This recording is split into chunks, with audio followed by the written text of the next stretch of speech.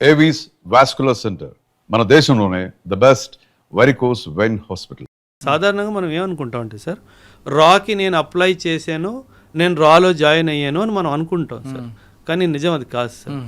రా మిమ్మల్ని అప్లై చేసేలాగా చేస్తుంది సార్. అంటే రా వాళ్ళు మిమ్మల్ని తీసుకోవాలి అని ఫిక్స్ అయ్యారు అనుకుందాం సార్. మాకు మురళీ గారు కావాలి అని అనుకున్నాను సార్. ఆల్మోస్ట్ ఒక సంవత్సరంన్నర మిమ్మల్ని అబ్జర్వ్ చేస్తారు సార్. మీ మొత్తం అకౌంట్స్ అన్నీ హ్యాక్ అయిపోతే మీకు అసలు ఏం తెలియదు. మీ ఫోన్ హ్యాక్ అయిపోయిద్ది, మీ ల్యాప్టాప్ హ్యాక్ అయిపోయిద్ది, మీ ఇల్లు మొత్తం బగ్గింగ్ అయిపోయిద్ది సార్. మీరు ఎవరితో మాట్లాడుతున్నారు, మీరు ఏం చేస్తున్నారు అంతా వాళ్ళకి తెలిసిపోతుంది సార్. ఇక్కడ ఐడియా ఏంటంటే మురళీ గారి వీక్నెస్ ఏంటి పట్టుకోవాలి.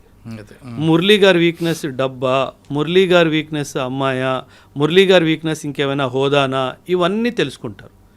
అచ్చా ఈ మనిషికి ఇలాంటి వీక్నెస్ ఏమీ లేవు అండ్ దేశం పట్ల ఒక మంచి పాజిటివ్ మైండ్ సెట్ ఉంది అని అనిపిస్తే అప్పుడు మీ ద్వారానే వాళ్ళు అప్లికేషన్ పెట్టిస్తారు. ఎలా అంటే ఏవైతే రాకి సంబంధించిన పోస్టులు అవన్నీ ఉంటాయో అవి మీకు రీడైరెక్ట్ అవ్వడం స్టార్ట్ అవుతాయి డిజిటల్ సోర్స్ నుంచి. మీరేమనుకుంటారు నేనే అప్లై చేసానేమో అనుకుంటారు, కానీ అది రా వాళ్ళే పంపిస్తారు, మీరు అప్లై చేస్తారు. సో ఆ తర్వాత ట్రైనింగ్ ఆల్మోస్ట్ 1.5 to 2.5 years కూడా జరుగుతుంది సార్. ఎక్కడ ఉంటుందండి? Multiple locations. అది కాన్ఫిడెన్షియల్ సార్, అది మనం చెప్పడానికి వీల్లేదు. అంటే అందులో చాలా ఉంటాయి విషయాలు. అందులో ఫర్ ఎగ్జాంపుల్ మిమ్మల్ని ఆఫ్ఘాన్ సెక్టర్కి తయారు చేస్తున్నారు అనుకుందాం sir. Murali sir has been identified, తెల్లగా ఉంటాడు, బాగానే ఉంటాడు, గడ్డం మీసం వచ్చేస్తే ఆఫ్ఘానీ వాళ్ళ కనిపిస్తాడు అనిపిస్తే మురళీ సార్ని ఆఫ్ఘనిస్తాన్ అని డిసైడ్ చేశారనుకోండి. Afghanistan geography, Afghanistan history, Afghanistan culture, Afghanistan language, Afghanistan food habits మొత్తం మీకు నేర్పిస్తారు సార్. ఆ డ్రెస్సింగ్ స్టైల్ నుంచి అన్నీ మీకు నేర్పిస్తారు. సో ఈ ప్రాసెస్ అంతా ఆల్మోస్ట్ 2.5 years పడుతుంది. అంటే మనం రిక్రూట్ చేసాము, 10 రోజులు ట్రైనింగ్ ఇచ్చేసాము, పంపించేసాము, అలా ఉండదు సార్. ఈజీగా 1.5 to 2.5 years ఆఫ్ టైం పడుతుంది సార్ మిమ్మల్ని ఇండక్ట్ చేసాము. సో అందువలన ఎప్పుడైనా గుర్తుపెట్టుకోవాలి సార్, రా ఏజెంట్ ఒక దేశంలోకి ఎంటర్ అయ్యాడు అంటే ఇంకా ఇటువైపు నుంచి జీరో కాంటాక్ట్ అటువైపు నుంచే రావాలి తప్ప ఇటువైపు నుంచి ఎప్పుడు కాంటాక్ట్ అవ్వదు. కానీ ఇంకో విషయం, ఎక్కడైతే మన రా ఏజెంట్ని ప్లాంట్ చేస్తారో ఆయన మీద కన్నేసి ఉంచడానికి ఇంకొకరిని ప్లాంట్ చేస్తారు. ఎందుకంటే డబుల్ ట్యాప్ అయ్యే అవకాశం ఉంది సార్. మనం మన మనిషి అని చెప్పి పంపించాము, మన మనిషి అక్కడ వెళ్ళి వాళ్ళ మనిషి అయిపోతే మన మీద ఏమన్నా జరిగితే అది ఇబ్బంది ఉంటుంది కదా సార్. సో ఖచ్చితంగా ఆయన మీద కన్నేసేవాడు ఉంటాడు, ఆయన మీద కన్నేసేవాడు మూడోవాడు ఉంటాడు. సో ఇలా ఒక రింగ్ లాగా అయిపోతుంది. సో ఒకరి మీద ఒకరు కన్ను పెట్టుకొని ఉంటారు సార్. ఇప్పుడు ఫస్ట్ రింగ్ వెళ్ళాడు అనుకోండి. అవును సార్. ఆయనకు 2 years ట్రైనింగ్ ఇచ్చారు, అసలు ఆయన కంప్లీట్గా డెడికేట్గా దేశం కోసం వెళ్ళిపోయాడు. అంటే దానికి ఒక టైం బాండ్ ఉంటుందా? 8 సంవత్సరాలు ఈ ఆపరేషన్ టార్గెట్ కంప్లీట్ రావాలని, అంటే ఈ 2 సంవత్సరాలు 3 సంవత్సరాలు టార్గెట్ అయ్యే వరకు ఇటు ఫ్యామిలీని పూర్తిగా మర్చిపోవాలా?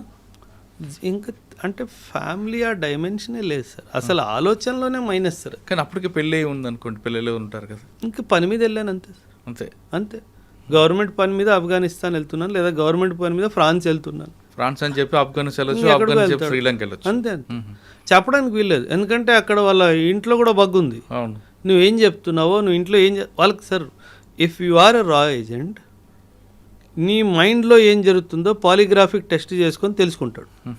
మీరు అబద్ధం చెప్పడానికి కూడా వీల్లేదు కాబట్టి sir because national secret is in your hand. So 0 error syndrome sir, అసలు 0 error కూడా మనం అసలు ఒప్పుకోవడానికి వీల్లేదు. సార్ ఆ విధంగా ట్రైనింగ్ తీసుకున్న తర్వాత ఏదో స్టేట్ కంట్రీకి పంపారు, అక్కడ కవర్ ఏదో డ్రైవర్ గానో లేదంటే బ్యాంక్ ఆఫీసర్ గానో ఏదో ఒకటి ఇస్తారు sir. Cover could be beggar also. మాది beggar. Cover could be politician also. అదే మన దురందో సినిమా టైప్లో 100% సార్. ఇజ్రాయిల్ వాడు మిడిల్ ఈస్ట్ కంట్రీస్లో వాళ్ళు స్పైలా పంపించిన వాళ్ళు దేశానికి రాష్ట్రపతులు అయిపోవాలా, అంత బాగా కవర్ చేస్తారు వాళ్ళు.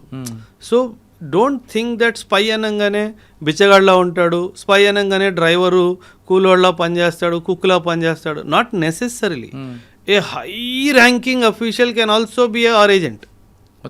యా అది మనం ఎప్పుడైనా సార్ పాకిస్తాన్ అనుకుందాం sir for example.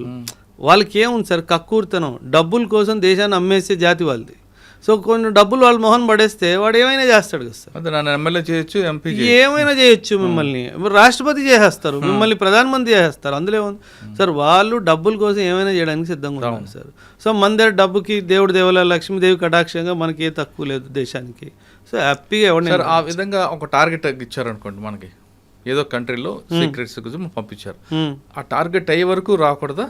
Generally no sir. In fact ఒక్కొక్కసారి ఏమవుతుందంటే సార్, ఆ టార్గెట్ అయిపోయిన తర్వాత కూడా అడిషనల్ టాస్క్ కూడా ఇచ్చే అవకాశం ఉంది సార్. అంటే ఇప్పుడు ఫర్ ఎగ్జాంపుల్ ఒక ఏజెంట్ని ఒక లష్కరే తైబాకి చెందిన ఒక కమాండర్ని ఎలిమినేట్ చేయడానికి పంపించారు, రైట్ సార్. వీడు చాలా ఎక్సలెంట్గా ఒక 6 నెలలు 8 నెలలు టైం తీసుకొని వాడు మూమెంట్ అంతా ట్రాక్ చేసి అసలు 0 ఎర్రర్ తోటి వాడిని ఎలిమినేట్ చేయడం జరిగింది సార్. ఈ గన్మెన్ ఎపిసోడ్స్ నా బుర్రలో ఎన్ని ఎంటుకలు ఉన్నాయో దానికంటే ఎక్కువ ఉన్నాయి సార్. సో ఇప్పటికొచ్చి వాస్తవం సార్, ఒక్క ప్లాన్ ఒక్క ఆపరేషన్ ఫెయిల్ అవ్వలేదు సార్.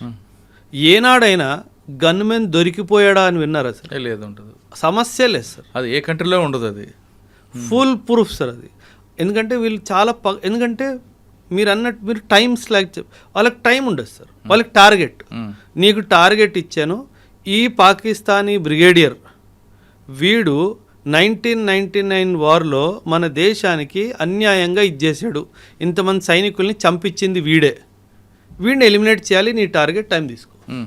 సో మనము ఎంత క్లాసికల్గా ఎగ్జిక్యూట్ చేసామంటే, ఒక బ్రిగేడియర్ రీసెంట్గా పాకిస్తానీ బ్రిగేడియర్ వాడు రిటైర్మెంట్ అయ్యి రోజు రిటైర్మెంట్ తీసుకొని ఇంటికి వెళ్తుంటే దారిలో చంపాం సార్. అంటే వాడిని చంపాలి, అది ఫిక్స్. వాడి ఇంటికి వెళ్తే ఆ రోజు సాయంత్రం వాడు retirement end as a brigadier. వాడి ఇంటికి వెళ్ళే ముందు వాడిని చంపాం, వాడి ఇంటి గుమ్మం ముందు చంపేవాడు. అది రా సార్. ఓకే, ఆ టార్గెట్ అయిపోయిందండి, మీరు చెప్పిన టాస్క్ క్లోజ్. నెక్స్ట్ అడిషనల్గా యాడ్ అవుతుందా, లేదు వాళ్ళు తిరిగి బ్యాక్ టు హోమ్కి వచ్చి? జనరల్లీ ఏమవుతుందంటే సార్, ఇది అక్కడికి వెళ్ళి కిలో బియ్యం తీసుకురా కాదు కదా sir. It's a very highly stressful task sir. సాధారణంగా పిలిపించేస్తారు సో దట్ ఒక 2 months 3 months ఫ్యామిలీతో టైము కొంచెం కూల్ డౌన్ అయ్యి. ఎందుకంటే సార్ బీయింగ్ ఎ రా agent is not being a chef in a hotel. It is not that work sir. అనుక్షణము నేను ఎవరినో తెలిసిపోతుందా, నేను దొరికిపోతానా, నన్ను చంపేస్తారా, అనుక్షణం మీ మైండ్లో ఆ స్ట్రెస్ ఉంటే మీరు ఎలా ఉంటారు సార్? మనము ఓన్లీ మనం చేస్తున్న పిచ్చి పని కూడా స్ట్రెస్ తీసేసుకుంటాం. జస్ట్ ఇమాజిన్, మీరు స్టూడియోకి వస్తున్నారు, స్టూడియోలో ఎవరోడో నా కోసం కాసుకొని కూర్చొని ఉంటాడు, వాడు నన్ను ఈరోజు వేసేస్తాడు అనిపిస్తే మీరు ఎంత ఫ్రీ మైండ్తో ఉండగలరా సార్? ఉండలేవు. Imagine somebody 8 months 10 months 12 months 14 months 2 years ఆ స్ట్రెస్ని తట్టుకోకుండా ఎవ్వరికీ దొరకకుండా అక్కడ కూర్చొని ఆపరేషన్ ఎగ్జిక్యూట్ చేస్తే జనరలీ మనం తిరిగి పిలిపించేస్తాం. ఒకటి అప్రిసియేషన్ కోసం పిలుస్తాం, రెండోది రెస్ట్ అండ్ రికూప్ అంటారు సార్. ఆ రెస్ట్ అండ్ రికూప్ కోసం కూడా సాధారణంగా పిలిచేస్తాం. కాకపోతే మోటివేషన్ లెవెల్ ఈ ఏజెంట్స్ ఎలా ఉంటుందంటే, సార్ వాడితో పాటు వాడిని కూడా చూశాను, నాకు కొంచెం టైం ఇస్తే వాడిని కూడా వేస్తా, అక్కడ నుంచి వస్తుంది సార్. అది అల్టిమేట్ కిక్ కదా సార్. మన దేశానికి హాని చేసిన వాడిని చంపడంలో వచ్చే కిక్ ఇంకేం కిక్ ఉంది సార్? అవసరం లేదు. ఇంకా వాడంతా పోతుంది. వాడిని నేను ఈరోజు వేసేసాను అన్న అనుభవము వాడిలో ఉన్న అలసట అంతా ఒక 5 secondsలో వ్యానిష్ అయిపోయింది. So that is how the entire scheme of రా ఏజెంట్స్ వర్క్ సార్. అక్కడికి వెళ్ళాక మీరు చెప్పినట్లుగా అసలు అందరూ దిగితే ఇంకా మజా వేరుంటుంది సార్. అంటే ఇంకా వాళ్ళు అహర్నిశలు దేశానికి వాళ్ళని వాళ్ళు సమర్పితం చేసేసుకున్నారు సార్. అంటే సార్ చూడండి, అంటే దాంట్లో రిటైర్మెంట్ అని ఉండదు. అదే చెప్తున్నాను సార్. చూడండి సార్, సూపర్. ఒక సైనికుడు దేశాన్ని సేవ చేస్తూ ప్రాణాన్ని కోల్పోతే ఒక మార్టైర్ అని చెప్పి న్యూస్ పేపర్లో పెద్ద పెద్ద పొలిటీషియన్స్, పెద్ద పెద్ద సమాజానికి చెందిన వాళ్ళు వెళ్ళి వాళ్ళ రెస్పెక్ట్స్ వాళ్ళు ఇస్తారు.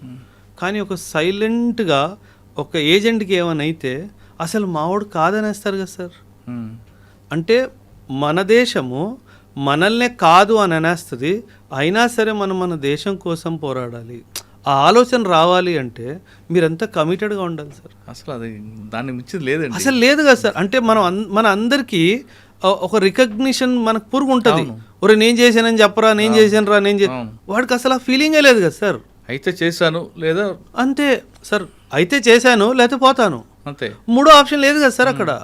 అంటే అక్కడ నేను దొరికిపోతే వీళ్ళు ఫోన్ చేస్తే నన్ను పంపించేస్తారు, లేదు కదా సార్. అది గుర్తుపెట్టుకోవాలి సార్. గ్రేట్ అండి. అసలు మనం మాటల్లో చెప్పలేము సార్. రా ఏజెంట్స్ చేసే ఈ దేశానికి రా ఏజెంట్స్ చేస్తున్న త్యాగం కానీ సర్వీస్ కానీ దానికి సాని లేదు సార్. ఇంక దానికి కంపారిజనే లేదు సార్, అసలు చేయడానికి వీల్లేదు. కానీ మన దగ్గర రా ఏజెంట్ ఉన్నారు, వేరే కంట్రీలో ఇంకొక ఏజెంట్ ఉంటారు, వాళ్ళు కూడా మన దగ్గర తీసి పంపిస్తుంటారు భారతదేశానికి. ఐఎస్ఐ అని పెడుతుంటారు, కానీ వాళ్ళ యాక్టివిటీస్ వేరే కనిపిస్తుంటాయి కదండి. అంటే వేరేగా అంటే సార్, ఇప్పుడు మన దగ్గర ఉంది, మనం ఒక టాస్క్ ఇచ్చాం, మన కంట్రీకి లాస్ చేస్తున్నాం, ఆ టాస్క్ మీదే ఉంటుంది తప్ప అక్కడ అరాచకాలు చేయాలనో లేదా ఇంకోటి మనం చూపించాం. కానీ పాకిస్తాన్ నుంచి వచ్చిన వాళ్ళు ఇక్కడ వాళ్ళ టాస్క్ బ్లాస్టులు చేయడం ఇటువంటి చేస్తుంటారు కదా. వాళ్ళు స్పై ఏజెంట్స్ కాదు, ఆ టెర్రరిస్టులు సార్. వాళ్ళకి అసలు ఏం జీరో. ఆ టెర్రరిస్టులను చూసుకునే బాధ్యత మన ఆర్మీ వాళ్ళు చూసుకుంటారు. అది వాళ్ళు రోజు చేసే పని కాబట్టి వాళ్ళతో పెద్ద ఇదేం లేదు సార్. ఓకే, మళ్ళీ మనం వెనక్కి వద్దాం. అజిత్ దోవల్ ఆయన టీం ఎంతమంది ఉండొచ్చు అండి? అంచనా లేదండి మనం అసలు నంబర్స్లో. సార్ దురంధర్ సినిమాలో చూపించిన క్యారెక్టర్ దోవల్ కొన్ని వందల్లో ఉంటారు సార్, కొన్ని వందల్లో ఉంటారు సార్. ఆయన కింద పనిచేసే వాళ్ళు. ఆ క్యారెక్టర్ మెయిన్ క్యారెక్టర్ ఏందేనా అనుకోవచ్చా? Definitely sir, why not. అంటే సింపుల్ సార్, కథానాయకుడు ఈయనే సార్. సినిమాలో చూపించినట్టుగా కథానాయకుడు ఈయనే సార్.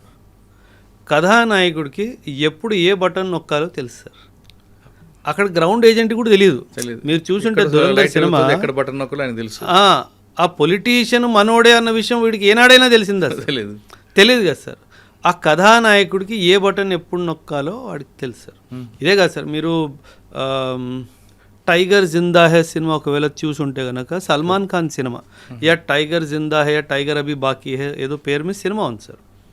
అక్కడ పరేష్ రావల్ ఉంటాడు సార్, మిడిల్ ఈస్ట్లో. వీళ్ళకి ఆ విషయం తెలియదు, మనోడే అని చెప్పేసి. లాస్ట్ మూమెంట్లో అక్కడ ఉన్న సైనికులు వీళ్ళని చంపైపోతే మధ్యలో చాపుతాడు. అప్పుడు వీళ్ళకి అర్థమైపోతుంది. అప్పుడు వీడు అంటాడు, ఒరే నువ్వు పుట్టక ముందు ఈ భూమిలో నేను వచ్చా, సో నువ్వు బచ్చాగాడిలా ఉండు అని చెప్తాడు వాడు. సో ఎవరు మనల్ని ఎలా ఎందుకంటే స్టార్టింగ్లో పరేషాలో ఒక స్టేట్మెంట్ ఇస్తాడు, నా ఒక కన్ను నీ మీద ఉంది అంటాడు. అప్పుడు కూడా మనం ఎవరికి స్విచ్ అలగదు, అరే వీడు కూడా మన రాయజెంటేరా అని చెప్పేసి. మనకేమనిపిస్తుంది, వాడు ఏదో బిజినెస్ పరంగానే ఏదో డైలాగ్ కొట్టాడు అనిపిస్తుంది. కానీ వాస్తవానికి ఏంటి, వాడు చెప్తాడు, ఒరే నా కన్ను ఒకటి నీ మీద ఉంది, నాకు నీ మీద భరోసా లేదురా అంటాడు. ఆ భరోసా లేదంటే ఏంటి, నువ్వు ఎప్పుడొకప్పుడు దొరికిపోతావు, నేనే రావాలరా నేను సేవ్ చేయడానికి అన్నట్టుగా. సో ఆ డైమెన్షన్లో సార్. సో ఖచ్చితంగా కవరప్స్ ఉంటారు సార్, ఖచ్చితంగా కవరప్స్ ఉంటారు. కానీ మీరు అన్నట్లుగా వాళ్ళు దేశం కోసం అంకితం అవుతున్నారు కాబట్టి కుటుంబం అవన్నీ ఆలోచించారు సార్. వాళ్ళకి శాలరీస్ ఎలాగ ఉంటాయండి? వాళ్ళు శాలరీస్ కోసం పని చేయాలి సార్. స్పెషల్ అలవెన్సెస్ ఉంటాయి సార్. రా వాళ్ళకి స్పెషల్ అలవెన్సెస్ ఉంటాయి. వాళ్ళకి సంవత్సరానికి ఒక నెల శాలరీ బోనస్గా ఇస్తారు సార్. ఇంక దీనికంటే వివరాలు వద్దులేండి. రా ఏజెంట్ అయిపోయింది, అజిత్ దోవల్ గారు చేయింది. మీరు చేసిన ఆపరేషన్లో మంచి ఆపరేషన్ చెప్పండి సార్. 2008 ముంబై బాంబ్ బ్లాస్ట్ జరిగింది సార్. 2008లో ముంబై బాంబ్ బ్లాస్ట్ జరిగింది. ఆ ముంబై బాంబ్ బ్లాస్ట్లో మన దేశం ఒక రిప్లై ఇవ్వాలి కదా సార్. అవును, అటాక్ చేయాలో ఏదో ఒకటి చేయాలి. అప్పుడు మాకు ఆర్డర్స్ ఏమొచ్చాయంటే sir, you deploy in the borders అన్నట్టుగా కొన్ని సర్వేలెన్స్ ఎక్విప్మెంట్స్ని పెట్టండి అన్నట్టుగా కొన్ని ఆదేశాలు మాకు వచ్చాయి సార్. అంటే 2008 వరకు నేను నార్మల్ యూనిట్లో ఉన్నాను, పీ స్టేషన్లో ఉన్నాను. అకస్మాత్తుగా బార్డర్కి వెళ్ళాలి, అకస్మాత్తుగా యుద్ధం అయ్యే అవకాశం ఉంది. చూడండి ఎలా పల్స్ మారిపోతుంది, మైండ్లో పల్స్ ఎలా మారిపోతుంది సార్. ఇన్స్టెంట్గా ఓవర్ నైటే ట్రావెల్, డే టైంలో ట్రావెల్ చేయడం తెలియలేదు.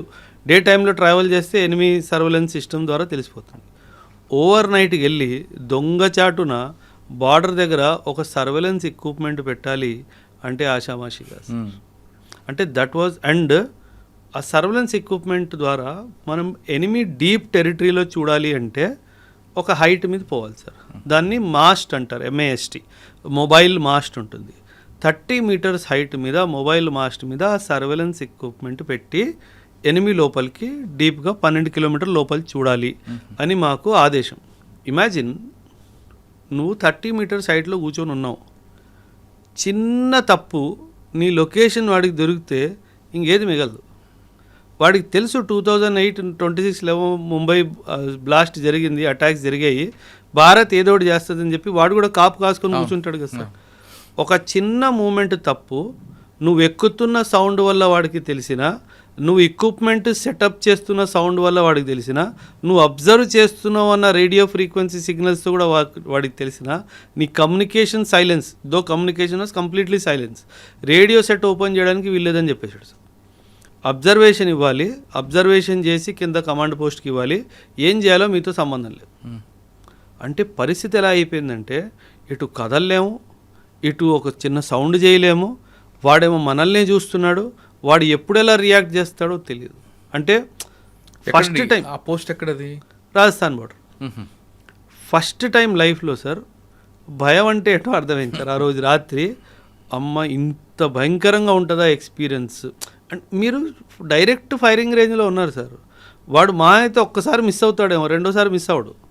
అంటే మనకి ఎటువంటి డిఫెన్స్ సిస్టమ్ లేకుండా మనం చాలా ధైర్యంగా ఎనిమి ఇన్ఫర్మేషన్ మూమెంట్స్లో ఏమన్నా మూమెంట్ ఉందా ట్రాక్ చేసి కమాండ్ పోస్ట్కి పంపించడం అన్నది చాలా డిఫికల్ట్ టాస్క్ సార్.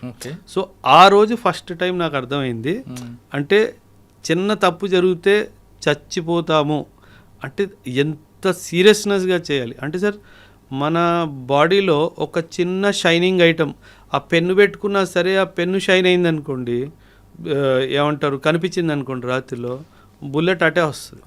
సో చాలా తస్మాత్ జాగ్రత్త అంటాం కదా సార్. అంటే మీ గురించి ఏం తెలియకుండా మేము ఈ షూస్ ఉన్నాయనుకోండి సార్, ఈ mobile mast iron elevated post sir, iron మీద కాలు పెడితే సౌండ్ వచ్చింది కదా సార్, దీనికి బట్ట చుట్టుకోవాలి అండ్ సౌండ్ రాకుండా.